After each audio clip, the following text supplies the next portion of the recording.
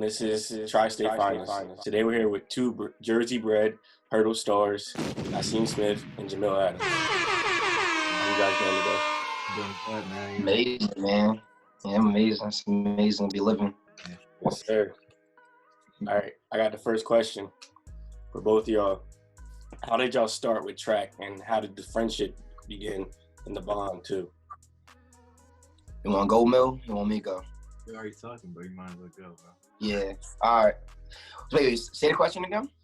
I want to know how you guys started in track, and then how y'all friendship started too, and how y'all began to bond and become friends.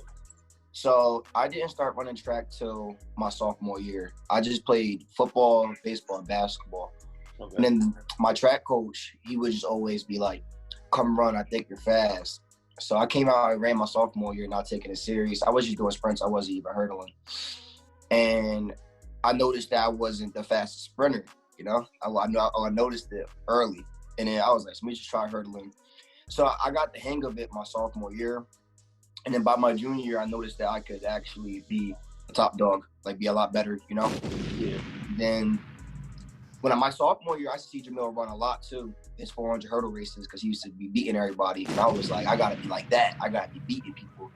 Yeah. So then eventually I got good and I committed to Syracuse, where he was already at Syracuse. So we already knew all right, well, and me and him already talked before I even committed. He always believed in me. So when we got to school, it was just an easy bond.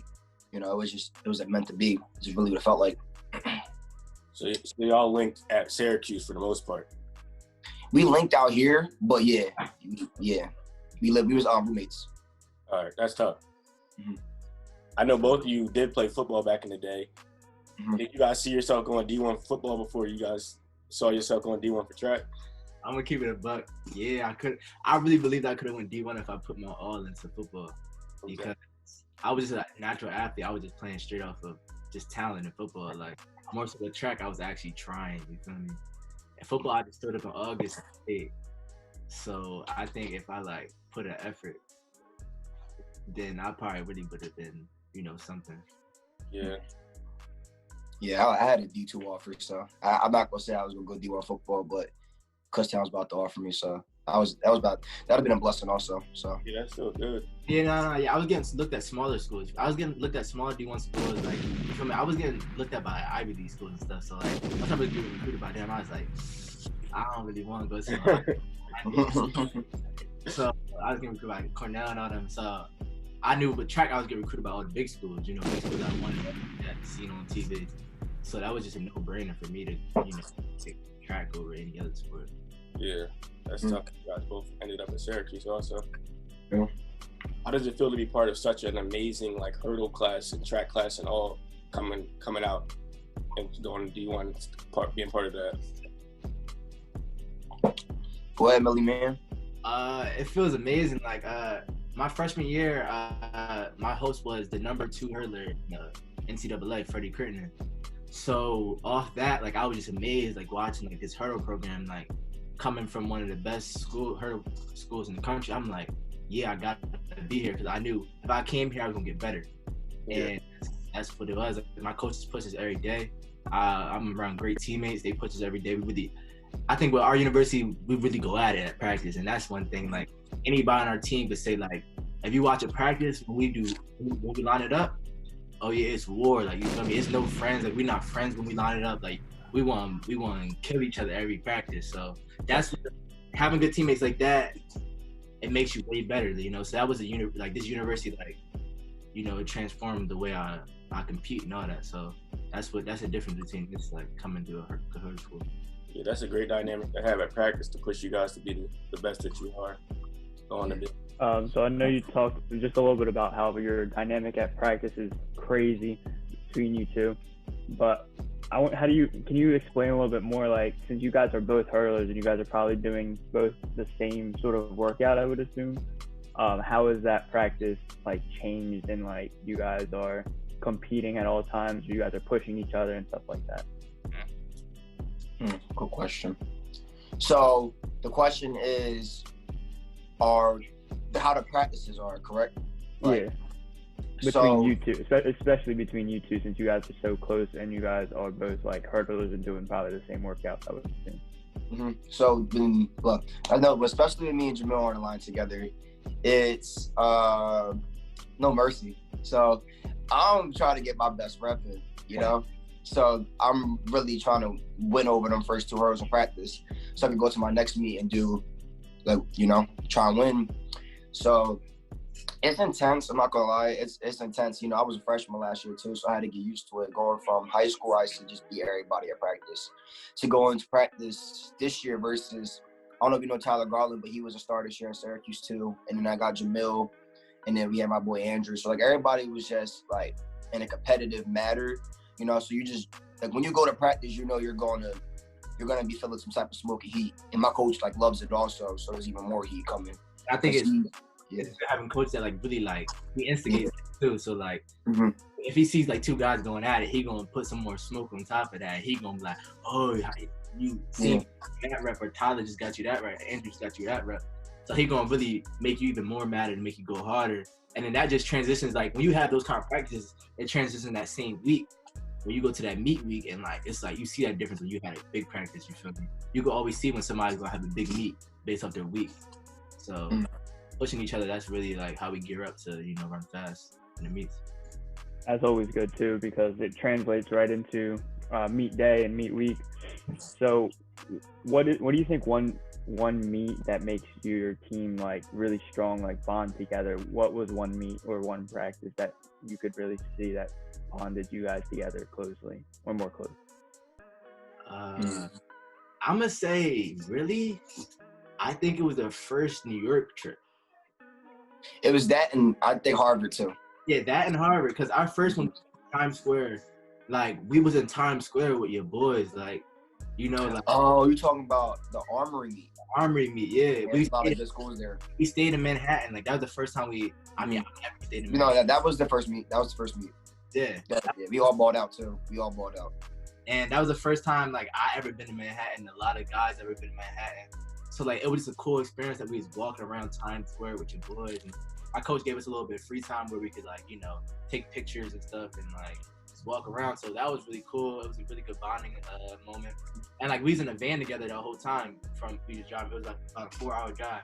That van ride was fun. Like, you know, we cracking it up, you know, busting it up with each other. So I think that was the first meet that we traveled, and I think that solidified our relationship as brothers. But like we definitely solidified our relationship as brothers before that. But like that was like a monumental like moment. As a track brotherhood, you know, like we knew that we was all serious, you know, off and off, like, you know, on and off the track. So that's awesome. Now I just want to know, it's an individual question. What do you think your greatest track accomplishment is? Ooh, that's a good one. Greatest track accomplishment. I'd say, like high school or college wise. It doesn't matter, just in general. I think my most proudest moment in track was when I won my first state championship, my junior year. The race was tight and I won by like 0.04, and I wasn't even supposed to win. I was the 3rd seed. Yeah. I was thinking my junior year too when I won states. I wasn't supposed to win my 400 hurdles. A group 3, we had some big crop, and I wasn't supposed to win that year, but I won. So I think my junior year, my first state title, it could be that. But I'm thinking my best moment in track probably was just like signing, like knowing that I made it into college. Like I would say that was my best moments. And also my 10th grade year I ran AAU track, and I got 2nd place at Junior Olympics. Like that's like a big like, national thing. So that in the 400 hurdles. So that was like a good feeling for me too as well, because I was like 2nd in the country in my class for 400 hurdles. So that was a really good feeling. Those are amazing accomplishments to do in high school. I know both of you just said that you have done great things, and you always do great things throughout high school and college, and you're amazing role models. Do you feel like it is important to inspire and talk with the youth and get them on the track wave? Yes, of course. Yeah, of course. You're saying like how we So the youth is the topic right now. Yeah, the youth is the topic right now. So I'm really trying to think about, what I'm about to say right now. Yeah, yes, it's important to. Yeah, I definitely think it's important. Important. A mentor organization on Syracuse Jump. We mentor high school kids, 8th graders, and I always preach to them my story and how hard I had to work. I think knowing how hard I had to work, it can definitely inspire others to work just as hard and things even outside of sports. Because I try to preach to them in life you gotta go hard for it, and nothing is handed to you, because I learned that through track and sports, and nothing I got was handed to me. I had to put hours to get to where I was at. So I definitely, that's one of my goals as an athlete, is to inspire others and inspire the ones around me. I'm always trying, at my high school, I'm always connected with my track team. I'm always trying to get them guys. I'm trying to get them advice. Whether if I'm I try to help type them up emails to send to coaches. They'll always hit me up just asking for advice. So I like to step in as that big brother for them and help guide them, because I didn't have as much guidance. I had mentors and stuff, but nobody was really telling me how to do things. So I think now that I experienced that, I can go back and facilitate all that knowledge and that information to the younger people to help to make their journeys easier, because it's hard. It's definitely hard, and it's going through that whole recruiting process in high school period. So I think that's just my goal, what I want to do. Yeah, that's super hard. Yeah, super great that you guys do that and try to help others get through the struggles that you guys went through to get where you are today. What's one piece of advice that you would give to a freshman hurdler or a freshman track athlete right now? Don't give up. Don't give up. There's a lot of parts of when you start to run, especially in high school. You take a loss, or you're at practice and you're feeling dead body. It's just everything plays into one, and it's just don't give up, because eventually it could just pay off. It could pay off whenever. You never know, because there's always somebody watching. And that's just the truth too. I didn't think I was going to get off from Syracuse, but there's always somebody watching, Yeah, definitely. My advice would be, don't let nobody limit you, or don't let nobody tell you what you can and what you can't do. Because really, anything you put your mind to in this world, you can go. If you work hard for it, if you got grit, you can just push through and go get everything you want. So that's why I always try to tell my youngins that yo, don't let nobody put a limit on what you can do. Go D1, go D1. Exactly. Don't let nobody tell you, oh, you running so right now, it looks like you're gonna go D2. Nah, go work hard, go do that, because you could do anything. You gotta believe in yourself. That's all it really comes down to. Exactly. Where do y'all see y'all track careers going in the next few years? Good one. By my senior year, if it's meant to be, then yeah, I'll go pro. But if it's not meant to be, then I plan on moving to Texas, and I'm going to work for Microsoft. So with me, in the next few years, I definitely plan on going to NCAA. I haven't made that goal yet. Look at that. But after track, if the pro career is present, that'll be something amazing. I'll definitely take that. But I definitely do plan on coaching. I definitely want to coach the high school level, because I'm actually in the education field. I'm planning on being an athletic director. So I definitely plan on coaching and helping out with different track organizations, because, I feel like I know what it takes to get to a Division I level, and I want to help, other people get there as well. Because this lifestyle is fun, and I think it's something that a lot of people should be able to enjoy. And it's very easy. It's not easy, but it's and anybody can do it.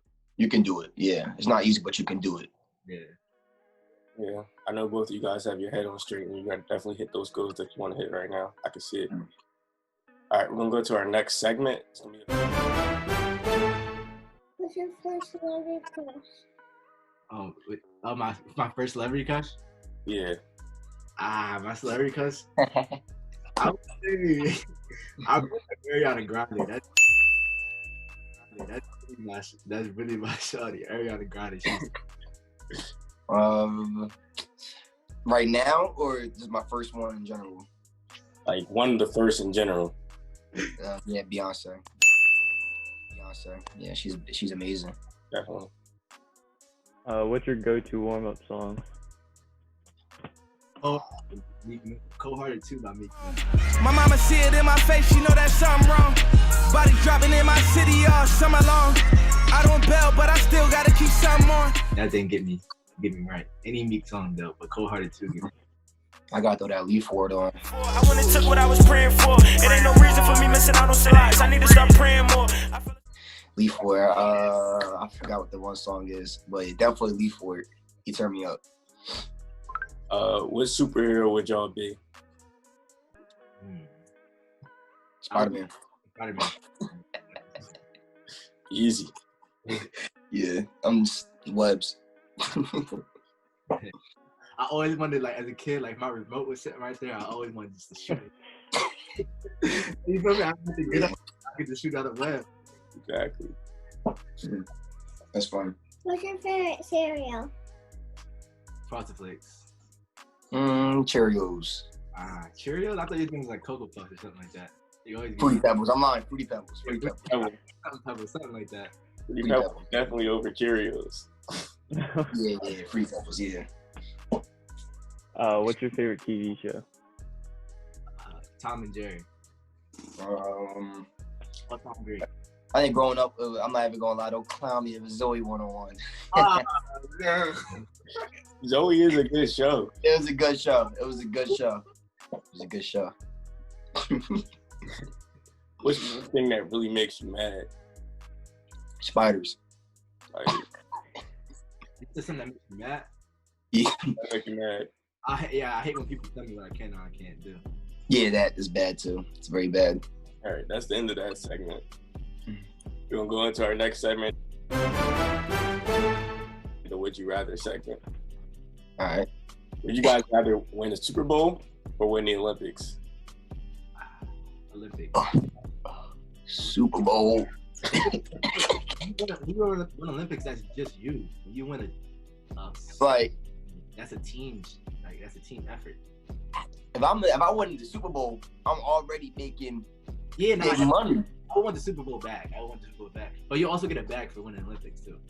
All right, just me putting a lot of hard work in Olympics. Okay, yeah, I'm thinking about it. But Super Bowl, that's a good one. You know, it's live because then it's a big ring. It's a big ring that you're always gonna have. Big ring.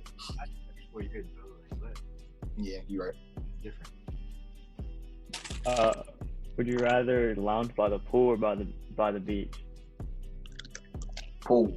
Oh yeah, I don't like sand. Is if you get Sand and crabs and all that. you getting everywhere, so I don't like that. Would you rather lose movies or would you rather lose music? Would you rather lose music or a movie? Movies, right? Yeah. I would lose Movies. I can't lose music. I don't watch it as it is now. I need music. Yeah. Yeah. Would you rather have more time or have more money? Money. Yeah. Need it now. You give me 2 hours a day and give me $1 million. Not $1 million, but a couple mil. Couple mil. Yeah. Definitely couple mil. Yeah. Would you rather spend a year alone or a year without a home? Home. I feel like I need my family still. We'll find out where to live. We might find a bridge or something. I'm living alone, bro. No, a year is not that long, bro. What? A year alone? You going to be really sad. Living alone, bro. You can go out into the world, bro. It's not you. I'm good. I'm good, but my dog gonna be with me still. My family gonna be with me. I'm good, bro. Okay. Are we saying I'm homeless or can I go stay with my family members? You're a home. You're homeless. All right. No. I'm still gonna live with my family. Homeless. Would you rather lose all your teeth or lose all your hair? Ooh, that's a great one. I'd say hair. Yeah, hair. You can't be walking around teethless. No teeth. You put a hat on, you be straight. Yeah. Would you rather have someone steal the photos in your phone or read all your messages? Oh, wow.